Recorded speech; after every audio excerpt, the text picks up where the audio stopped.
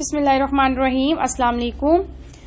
जो हमारी operating system की क्लास है और ऑपरेटिंग सिस्टम के अंदर हम प्रोसेसेस को डिस्कस कर रहे थे। लास्ट लेक्चर के अंदर हमने प्रोसेस क्रिएट करना देखा था, हमने कुछ सिस्टम कॉल्स को देखा था। ठीक है, जो आज का हमारा टॉपिक है वो टॉपिक है first come and first serve. ठीक है, FCFS। ये हमारे पास क्या है, इसको हम देखते हैं। It is the simplest CPU scheduling algorithm। ठीक है, एक ऐसा एल्गोरिथम है according to this scheme a first process that requests to CPU first is allocated the CPU first based on the rule first come first serve। ठीक है, क्या है कि ऐसी स्कीम है जिसमें जो प्रोसेस पहले आता है, ठीक है, फर्स्ट प्रोसेस, जो भी प्रोसेस पहले आएगा, that request to CPU first, उसको CPU पहले मिलेगा। ठीक है, किस बेस पे? रूल के ऊपर, फर्स्ट कम फर्स्ट सर्व। ठीक है, आज हम देख रहे हैं स्केड्यूल अपना एक देख रहे हैं या एल्गोरिथम देख रहे हैं। ठीक है, हम FCFS स्कीम को स्टडी कर रहे हैं जिसके अंदर पहला जो प्रोसेस आता है उसको सबसे पहले CPU एलोकेट किया जाता है। ठीक है, फॉर एग्जांपल अगर रियल लाइफ अगर हम एग्जांपल देखिए, अगर हम किसी ग्रोसरी की स्टोर पर अगर जाते हैं, कोई ग्रोसरी खरीदते हैं हम, ठीक है, जो पहले आता है उसको पहले दिया जाता है और उसका पहले बिल कैलकुलेट किया जाता है। ठीक है, इसी तरह अगर हम सिस्टम की बात करें तो CPU भी पहले उसे एलोकेट किया जाएगा जो प्रोसेस पहले आएगा। ठीक है, the implementation of FCFS policy is easily managed by FIFO Q, first in first out, पहले आओ और पहले जाओ। ठीक है, मतलब पहला जो प्रोसेस आया होगा उसकी पहले कंप्लीशन होगी, वो पहले मूव करेगा, देन सेकंड प्रोसेस की एग्जीक्यूशन की बारी आएगी। ठीक है, अच्छा, हमारे पास क्राइटेरिया क्या है? क्राइटेरिया हम देखेंगे अराइवल टाइम के ऊपर, मतलब फर्स्ट कम फर्स्ट आउट हमारे पास क्या है। ऑब्वियसली जो पहले अराइवल टाइम हम चेक करेंगे, जो पहले आएगा वो पहले CPU पाएगा। ठीक है, और मोड हमारे पास क्या है? नॉन प्रीएम्प्टिव है। नॉन प्रीएम्प्टिव क्या है? नॉन प्रीएम्प्टिव मीन कि अगर तो कोई प्रोसेस, ठीक है, कोई लेट्स सपोज हमारे पास P1 प्रोसेस है, ठीक है, वो इस टाइम पे हमारे पास आया, 0 टाइम पे आया, तो जो उसका एग्जीक्यूशन टाइम है, ये बर्स्ट टाइम है उसका, जब तक वो अपनी एग्जीक्यूशन कंप्लीट नहीं कर लेता तब तक CPU उससे ही एलोकेट रहेगा। इट मीन्स कि अगर दरमियान में हमारे पास कोई और प्रोसेस आता है, जैसे देखिए हमारे पास 0 टाइम पे हमारे पास P1 प्रोसेस आया था और 1 टाइम पे हमारे पास P2 आ चुका था, जबकि अगर हम बस टाइम देखें, बस टाइम इन एग्जीक्यूशन टाइम, ठीक है, जो उसका कंप्लीट एग्जीक्यूशन टाइम उसका है, एक प्रोसेस कितना टाइम लेगा एग्जीक्यूट होने में, ठीक है, वो उसका था 2 यूनिट ऑफ टाइम। अगर दरमियान में हमारे पास प्रोसेस P2 आ भी चुका है, लेकिन क्या होगा, वो अपनी एग्जीक्यूशन कंप्लीट करेगा, जब तक उसकी एग्जीक्यूशन कंप्लीट नहीं होगी CPU प्रोसेस 1 को ही एलोकेट रहेगा। इट्स मीन कि अगर हमारे पास और प्रोसेसेस आते भी हैं मेमोरी में तो CPU लेके उन्हें नहीं दिया जाएगा। ठीक है, CPU की एग्जीक्यूशन जो है, CPU जो है उसी की एग्जीक्यूशन करेगा जो प्रोसेस उसके पास करंटली चल रहा होगा। ठीक है जी, हम इसको साथ एक गैंट चार्ट के थ्रू इजीली समझते हैं। यहाँ पे हमारे पास देखें प्रोसेस 1 जो है हमारे पास वो 0 अराइवल टाइम था, उसका 0 यूनिट ऑफ टाइम पे हमारे पास आया। ठीक है, और उसका जो बर्स्ट टाइम है, जो उसका एग्जीक्यूशन टाइम है, वो है 2 यूनिट ऑफ टाइम। हमारे पास गैंट चार्ट 0, ठीक है, यहाँ पे हमारे पास स्टार्ट हुआ प्रोसेस 1 और उसकी जो एग्जीक्यूशन है वो कंप्लीट हुई 2 यूनिट ऑफ टाइम पे। ठीक है, 2 यूनिट ऑफ टाइम पे उसकी एग्जीक्यूशन, यहाँ पे ये बर्स्ट टाइम उसका यहाँ पे दे दिया गया। इसी तरह P2 हमारे पास यहाँ पे मिड में कहीं आ चुका था, लेकिन वो फर्स्ट प्रोसेस की एग्जीक्यूशन कंप्लीट होने के बाद ही CPU P2 को प्रोसेस 2 को अलॉट किया गया और उसका बर्स्ट टाइम था 2। ठीक है, उसकी जो एग्जीक्यूशन थी उससे भी 2 यूनिट ऑफ टाइम चाहिए था, तो यहाँ पे जब प्रोसेस 2 को CPU अलॉट किया गया तो उसने भी 2 यूनिट्स लिए और उसकी जो कंप्लीशन है, ठीक है, वो 4 पे हुई। इसके बाद हमारे पास P3 प्रोसेस हमारे पास 3 यूनिट ऑफ टाइम पे आ चुका था और उसका बस टाइम था 3। ठीक है, जब P2 की प्रोसेस 2 की कंप्लीशन हुई उसके बाद CPU अलॉट किया गया प्रोसेस 3 को, जिसका बस टाइम कितना था? 3 था, मतलब उसको एग्जीक्यूशन टाइम कितना चाहिए था? 3 यूनिट ऑफ टाइम। तो 4 पे जब उसको एलोकेट हुआ प्रोसेस 3 को, उसने अपना उसका जो बस टाइम था 3, ठीक है, उसने अपनी एग्जीक्यूशन कंप्लीट की और यहाँ पे हमारे पास जो कंप्लीशन टाइम एंड पे पहुंच गया वो 7। मेरे पास जो 4th कॉलम है मेरे पास, मैंने कंप्लीशन टाइम किया, लिखा हुआ है यहाँ पे कि प्रोसेस 1 हमारे पास, प्रोसेस 1 की कंप्लीशन किस टाइम पे हुई? प्रोसेस 1 की कंप्लीशन हमारे पास 2 यूनिट ऑफ टाइम पे हुई। प्रोसेस 2 की कंप्लीशन हमारे पास 4 यूनिट ऑफ टाइम पे हुई। इसी तरह प्रोसेस 3 की कंप्लीशन हमारे पास 7 यूनिट ऑफ टाइम पे हुई। अच्छा, नेक्स्ट है हमारे पास है turn around time. Turn around time क्या होता है? टर्न अराउंड टाइम मीन्स एक प्रोसेस कितनी टाइम तक सिस्टम में रुका, यानी वो कब आया और कब कंप्लीट हुआ। ठीक है, completion time minus arrival time आपका क्या कहलाएगा? Turn around time. ठीक है, कि वो कब आया और कब कंप्लीट हुआ। ठीक है, तो मैं क्या करूंगी? Completion time minus arrival time. Completion time हमारे पास 2 है, अराइवल टाइम हमारे पास 0 है, तो 2 minus 0 2 4 completion time minus arrival time 1, तो 4 minus 1 3। Again completion time 7 and arrival time 3, तो 7 माइनस 3 4। नेक्स्ट हमारे पास है वेटिंग टाइम। वेटिंग टाइम हमारे पास क्या होता है? एक प्रोसेस का बर्स्ट टाइम कितना था और वो कितने टाइम के लिए रुका। ठीक है, बर्स्ट टाइम उसका कितना था। ठीक है, उसने कितने टाइम में कंप्लीट होना था, लेकिन वो सिस्टम के अंदर कितने टाइम के लिए रुका, मतलब turn around time minus burst time. ठीक है, तो टर्न अराउंड टाइम हमारे पास क्या है? 2 और बर्स्ट टाइम हमारे पास क्या है? 0 सॉरी 2 2 माइनस 2 0। इसी तरह हमारे पास अगेन टर्न अराउंड टाइम 3 है और बर्स्ट टाइम क्या है? 2, तो 3 minus 2 1। Again turn around time 4 process 3 के लिए और बर्स्ट टाइम 3, तो 4 माइनस 3 1। ठीक है, the last column is response time. Response time क्या है? Response time is the time eight which a process got a CPU first time minus arrival time. ठीक है, कि उसको response time CPU first time minus arrival time, ये हमारा response time कहलाएगा। जैसे अब अगर हम देखते हैं फर्स्ट टाइम हमारे पास कब उसको मिला, P1 को सीपीयू कब मिला? 0 पे, और वो आया कब था? 0 पे, तो 0 माइनस 0 हमारे पास 0 ही रहेगा। इसी तरह अगर हम बात करते हैं P2 की, तो उसको P2 को कब सीपीयू अलॉट किया गया? 2 यूनिट ऑफ टाइम पे, और वो आया कब था? 1 पे, तो 2 माइनस 1 1। ठीक है, इसी तरह अगर P3 प्रोसेस 3 की बात करते हैं, तो हमारे पास उसका जो कंप्लीशन टाइम था, सॉरी उसका जो स्टार्ट टाइम था, कब उसको सीपीयू अलॉट किया गया? 4 पे। ठीक है, 4 यूनिट टाइम पे, लेकिन वो आया कब था? 3 पे, तो 4 माइनस 3, मतलब प्रोसेस स्टार्ट कब हुआ और वो आया कब था। ठीक है, 4 माइनस 3 अगेन 1।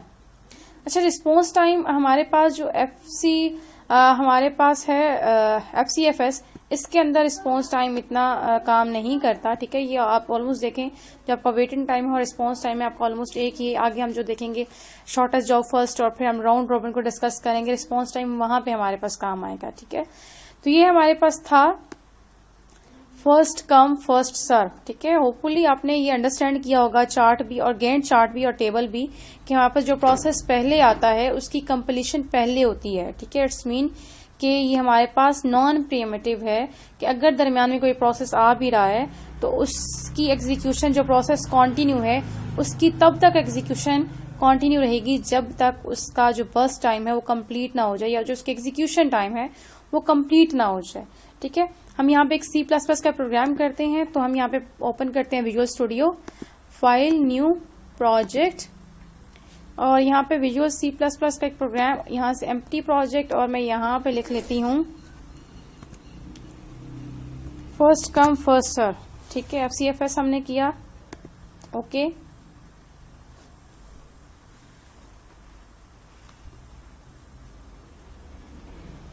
और जी हमारे पास ये प्रोजेक्ट क्रिएट हो चुका है। यहाँ पे हमारे पास सोर्स फाइल, और यहाँ पे हम क्लिक करके ऐड न्यू आइटम करेंगे, और यहां से हम करेंगे C++.cpp आपने फाइल करनी है। ठीक है, और यहाँ पे मैं इसका नाम दे देती हूँ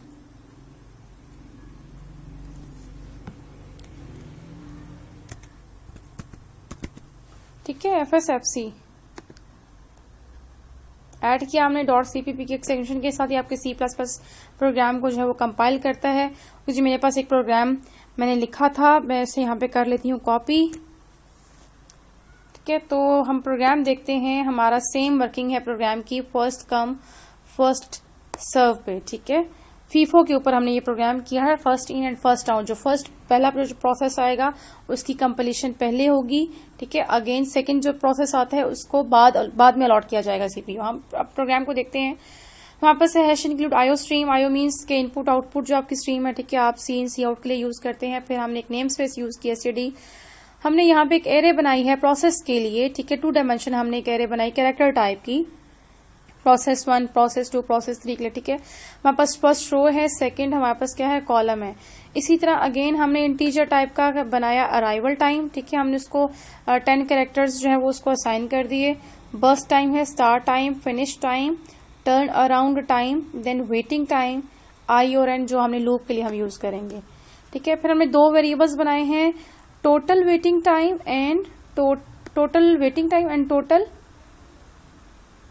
टर्न अराउंड टाइम। ठीक है, और उसको हमने इनिशियलाइज कर दिया 0 के साथ। अच्छा जी, सबसे पहले तो हमारे पास सी आउट होना चाहिए enter the number of process. कितने प्रोसेसेस हैं जिनकी एग्जीक्यूशन आप करवाना चाह रहे हैं, जिनकी एग्जीक्यूशन आप देखना चाह रहे हैं। ठीक है, नंबर ऑफ प्रोसेसेस आप एंटर करते हैं। लेट्स सपोज मैंने जो यहाँ पे मैंने किया था 3 प्रोसेसेस थे। अगर मैं 3 प्रोसेसेस यहाँ पे एंटर करती हूँ तो वो क्या करेगा, हमारे पास उसने नंबर ऑफ प्रोसेस पूछे, मैंने एंटर कर दिया 3, तो उसके बाद उसने लूप चला दिया फॉर लूप। ठीक है, फॉर लूप क्या करेगा, आपका आई से चलेगा, आई में भी पड़ा हुआ है 0। टोटल नंबर ऑफ प्रोसेस थे हमारे पास 3। क्या 0 लेस है 3 से? यस लेस है, वो यहाँ पे आ जाएगा। वो कहेगा enter the process name. Process का नेम आपने एंटर करना है, P1, P2, P3। Arrival time उसका आपने एंटर करना है और उसका बर्स्ट टाइम आपने एंटर करना है। ठीक है, यही चीजें जरूरी होती है ना। आपका अराइवल टाइम आपने अपने प्रोसेस का नाम बताना है, फिर उसका अराइवल टाइम बताना है, फिर उसका आपने बर्स्ट टाइम बताना है। ठीक है, आगे की चीजें हम कैलकुलेट करेंगे। अच्छा, उसने हमसे पूछा और फिर हमने यहाँ पे सीन के थ्रू दे दिया। Pn में हमने रखा जो फर्स्ट पे। ठीक है, बी आई हमारे पास क्या है 0 इंडेक्स के ऊपर हमने रख दिया प्रोसेस 1। ठीक है, जो हमारा फर्स्ट की मैं यहाँ पे एंट्री करूंगी, फिर उसका अराइवल टाइम, उसका बर्स्ट टाइम। अगेन लूप तब तक चलता रहेगा जितने हमने प्रोसेस, अगर हम 3 प्रोसेसेस ऐड किए हैं तो ये 3 टाइम आपका लूप चलेगा और 3 टाइम वो आपसे पूछेगा enter the process name, arrival time and burst time. ठीक है, यहाँ पे जब वो कंप्लीट इन्फॉर्मेशन ले चुकेगा, अगेन वो लूप चलाएगा। वो देखेगा कि अगर आई की वैल्यू 0 है, इट मीन्स के फर्स्ट प्रोसेस है। ठीक है, अगर वो आई की वैल्यू 0 है तो इट्स मीन जो अराइवल टाइम है वही उसका क्या है, स्टार्ट टाइम। जैसे हमने यहाँ पे देखा था कि हमारे पास जैसे फर्स्ट प्रोसेस था 0 टाइम पे आया था, उसका स्टार्ट टाइम भी हमारे पास क्या था, 0 था। इसी तरह अगर वो हमारे पास फर्स्ट प्रोसेस है, 0 इंडेक्स की अगर बात हो रही है। ठीक है, अगर फर्स्ट प्रोसेस है तो स्टार्ट टाइम भी वहीं से हो जाएगा। वेटिंग टाइम हमारे पास क्या है, start time minus arrival time. Finish time हमारे पास फॉर्मूला, हमने ये फॉर्मूलाज यहाँ पे लिखे हैं। फिनिश टाइम हमारे पास क्या है, जो कंप्लीशन टाइम है। ठीक है, हमारे पास क्या है, start time plus burst time. ठीक है, और टर्न अराउंड टाइम हमारे पास क्या है, फिनिश टाइम कि कब वो खत्म हुआ, माइनस अराइवल टाइम। ठीक है, इसी तरह अगर वो तो पहला प्रोसेस नहीं है, इट मीन्स कि अगर 0 की बात नहीं हो रही, इसका मतलब है कोई नेक्स्ट प्रोसेस है, नेक्स्ट प्रोसेस की बात हो रही है। नेक्स्ट प्रोसेस में क्या हुआ, फिनिश में क्या दिया, जो प्रोसेस चल रहा है, ठीक है, वो -1 वो हमने स्टार्ट टाइम को दे दिया। और अगेन हमने यहाँ पे वेटिंग टाइम का फार्मूला लिखा, फिर फिनिश टाइम का फार्मूला जो ऊपर लिखे हुए थे। ठीक है, फिर टर्न अराउंड टाइम का हमने फार्मूला यहाँ पे लिखा। इसके बाद हमें एक आउटपुट शो होगी, process name, arrival time, burst time, start time, turn around time and finish. ठीक है, ये आपको एक स्टेटमेंट जो इन्वर्टेड कॉमास में लिखी है आपको एज इट इज शो होगी। अगेन लूप चलेगा। ठीक है, जितने आपने प्रोसेसेस आपने किए होंगे, जितने आपने प्रोसेसेस ऊपर इनपुट में दिए होंगे, ठीक है, नंबर ऑफ प्रोसेसेस जो उसने आपसे पूछे थे वो ये यहाँ पे हमने पूछे थे ये। ठीक है, जितने नंबर ऑफ प्रोसेसेस थे आपके, उतने ही आपके यहाँ पे वो आपको शो कर देगा कि तमाम प्रोसेसेस के नेम, उनके अराइवल टाइम, उनके बस time, start, turn around and finish time. Loop चला देगा और बारी बारी सबके प्रोसेस का नेम, उसका अराइवल टाइम, उसका बस टाइम, उसका start time, turn around time and finish time, सब वो क्या करेगा, आपको सी आउट करेगा, आपको शो करेगा। ठीक है, देन हमने यहाँ पे देखा कि जो लूप चलेगा तो वो बारी बारी क्या करता जाएगा, वो ऐड करता जाएगा टोटल वेटिंग टाइम। ठीक है, हमने टोटल वेटिंग टाइम इसके अंदर कैलकुलेट करना है। तो टोटल वेटिंग टाइम हमारे पास क्या है, वेट टाइम जो हमारे पास आता जाएगा वो हम क्या करते जाएंगे, टोटल में करते जाएंगे। अगेन हमने टोटल टर्न अराउंड टाइम भी कैलकुलेट कर रहे हैं। ठीक है, हमने दो चीजें यहाँ पे कैलकुलेट कर रहे हैं, total waiting time, total waiting time कितना था तमाम प्रोसेसेस के लिए, और टोटल टर्न अराउंड टाइम कितना था प्रोसेसेस के लिए। ठीक है, ये आपकी लैब नंबर 6 है। अब लैब नंबर 6 को आपने स्टडी करना है, तो ये वही प्रोग्राम हमने यहाँ पे इम्प्लीमेंट किया हुआ है। जो सी आउट हमारे पास क्या है, एवरेज वेटिंग टाइम, और जो हमारे पास टोटल वेटिंग टाइम आ रहा होगा वो यहाँ पे हमें डिस्प्ले हो जाएगा। इसी तरह एवरेज टर्न अराउंड टाइम, जो हमारे पास टोटल टर्न अराउंड टाइम होगा वो भी हमें डिस्प्ले हो जाएगा। और यहाँ पे मैंने एक नेक्स्ट लाइन पे गई। ठीक है, एक सिंपल हमने लाइन डिस्प्ले करवाई, शो करवाई, और सिस्टम पॉज। प्रोग्राम को रन करके देखते हैं।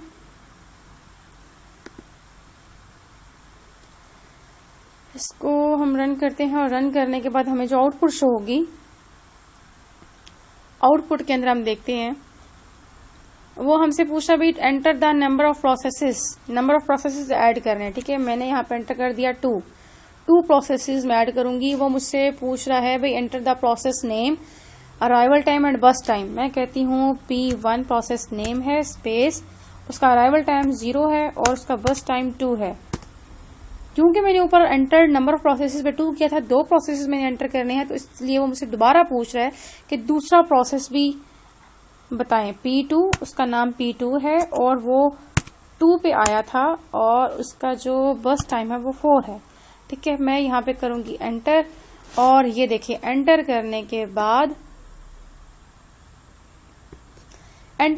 बाद हमें यहाँ पे जो स्टेटमेंट लिखी हुई है, प्रोसेस नेम, अराइवल टाइम, बस time, start time, turn around time और फिनिश टाइम, उसने यहाँ पे ये शो की। और यहाँ पे उसने देखें जो कुछ भी आपके सी आउट के अंदर वो चीजें उसने डिस्प्ले करवा दी। जैसे हमारे पास क्या था, P1 यहाँ पे लिखा हुआ है, P1 इट्स मीन के फर्स्ट प्रोसेस 0 टाइम पे आया, बस टाइम उसका 2 था।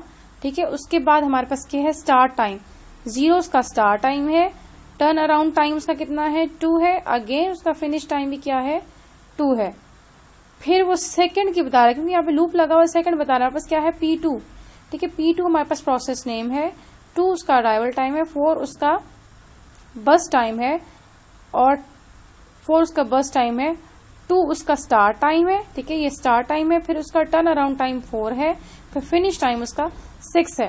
तो एवरेज वेटिंग टाइम हमारे पास क्या है, 0 है, उसने वेट नहीं किया। ठीक है, और एवरेज टर्न अराउंड टाइम हमारे पास क्या है, 6 है। ठीक है, होपफुली आपने अंडरस्टैंड किया होगा। First come first serve FIFO के हमने कॉन्सेप्ट को आज डिस्कस किया। हमने एवरेज वेटिंग टाइम हमने यहाँ पे कैलकुलेट किया, और एवरेज टर्न अराउंड टाइम हमने कैलकुलेट किया। Thank you so much. Allah Hafiz.